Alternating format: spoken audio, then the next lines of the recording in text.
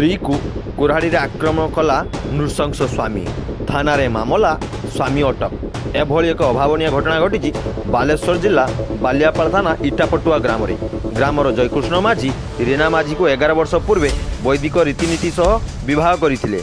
विवाह परठारु स्वामी जयकृष्ण स्त्री रीना को शारीरिक और मानसिक निर्यातना दे आसुला। ए विषय रे रीना परिवार सासु ससुर को जणाइथिले कौन सुफल मिल पारि नथिला। बाप घर गरीब होइथिबारु रीना ए विषय जणाइथिले मात्र कौन समाधान होई पारु नथिला। रीना पर घरे मूल लगी पिला मानकु पसी आसुले।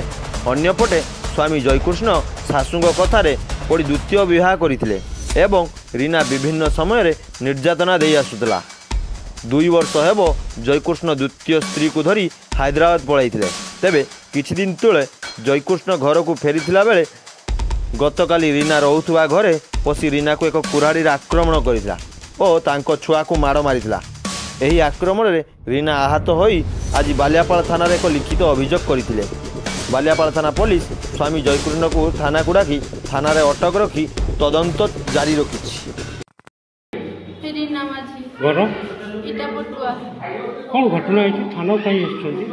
थाना को आसी माने मो स्वामी मते काली गाड़ी रे हाणी देजोती मो छुआ को पड़ीते दउनाती मु तो मो एगो तासी उठली करके खटी काम करके मो स्वामी का पेट पुछुची कि मो स्वामी मते किछ करछुती ना से अलगा कुर्तिला मते नेकी रोकी जोंती ताको साथर मदपान करी आसीकी मते काली आईटी की हाणी देजोती गाड़ी मो छुआ को मारी की ता पिठी की फटी देजोती मो स्वामी मु से जुगुरु आईती थाना को आश्रय नवा पाई चाहू छ कोन रो मु न्याय चाहूची।